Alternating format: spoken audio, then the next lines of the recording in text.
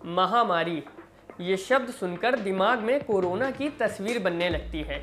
लेकिन इस समय देश ऐसे हालात से गुजर रहा है जिस माहौल में सिर्फ कोरोना को महामारी कहना उचित नहीं है, क्योंकि केवल कोरोना ही एक लौती बीमारी नहीं है जो हमारी जिंदगियों को चुनौती दे रही है। म्यूकोरमाइकोसिस यानी ब्लैक फंगस को यूपी, दिल्ली समेत 14 राज्यों में महामारी घोषित कर दिया गया है। मगर क्या है महामारी? क्यों किसी बीमारी को महामारी कहा जाता है? और अगर किसी बीमारी को महामारी घोषित कर दिया जाता है तो सरकार उस बीमारी का सामना करने के लिए अपने तरीके में क्या मूलभूत बदलाव करती है? इस वीडियो को अंत तक देखिए और समझिए एक बीमारी कब महामारी बनती है। नमस्कार, मेरा नाम है कार्तिक और आप देख रहे हैं जिंदा डेमोक्रेसी। ऐसी बीमारी जो किसी संक्रमित व्यक्ति को छूने या पास जाने से दूसरे इंसान को भी प्रभावित कर दे और इसी तरह से ये छोटी किसी इलाके को प्रभावित करे, उसे एपिडेमिक कहते हैं। मगर जब किसी बीमारी से संक्रमितों का आंकड़ा आसमान छूने लगे और होने वाली मौतें बीमारी के इन्फेक्शन या दुष्प्रभाव से होने लगे, उसे कहते हैं महामारी यानी पैंडेमिक। साथ ही कोई बीमारी अगर एक ही समय में कई देशों के लोगों में पाई जा रही हो और वो तेज़ी से फैल रही हो, उसे कहते हैं वैश्विक महामारी यानी ग्लोबल पैंडेमिक। वैसे तो इससे आसान तरीका नहीं है महामारी को बताने का, लेकिन फिर भी आसान शब्दों में कहा जाए तो एक ही समय में बड़ी संख्या में एक ही बीमारी से लोग संक्रमित हो जाएं, उसे कहते हैं महामारी। लोगों की जान बचाना कोई बच्चों की नज़र से फ़ोन बचाने जितना आसान तो नहीं होता है। प्रभावित देश की सरकार को महामारी से लड़ने के लिए तैयारियां करनी पड़ती हैं, एक मास्टर प्लान बनाना पड़ता है जिससे महामारी से लड़ा जा सके। हम आपको बताएंगे कोई स्टेट या कोई कंट्री जब किसी बीमारी को महामारी घोषित कर देती है तो उसकी अप्रोच में क्या मूलभूत बदलाव आते हैं।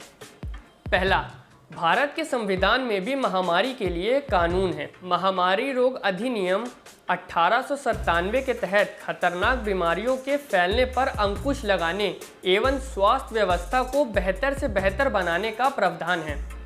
महामारी एक्ट अधिनियमों के निर्देशों का उल्लंघन करने पर अपराधी मानकर आईपीसी की धारा 188 के तहत उल्लंघन करने वाले व्यक्ति पर कार्रवाई भी की जाती है।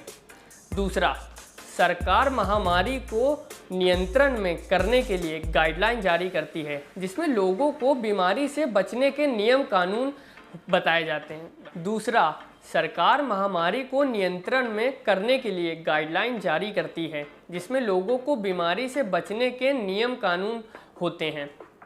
बंदी या लॉकडाउन भी लागू किया जाता है। साथ ही बीमारी के हिसाब से कई दिशा निर्देश राज्य या देश को पालन करने पड़ते हैं। तीसरा, यातायात पूरी तरह से ठप कर दिया जाता है। ठप ना भी किया जाए तब भी यातायात पर पैनी नज़र रखी जाती है। साथ ही स्थिति के हिसाब से नियमित लोगों को सफ़र कराया जाता है। चौथा, महामारी में स्वास्थ्य विभाग बीमारी के लिए अलग स्वास्थ्य केंद्र बनाती है। महामारी से लड़ने के लिए जीवन रक्षक दवाओं को केंद्र में मुहैया कराया जाता है। सरकार केंद्रों में हर तरह की सुविधा उपलब्ध कराती है। पांचवा, महामारी से बचने के लिए आवश्यक दवा का टीकाकरण भी कराया जाता है। स्वास्थ्य विभाग को हर तरह के एहतियात भी बरतने होते हैं।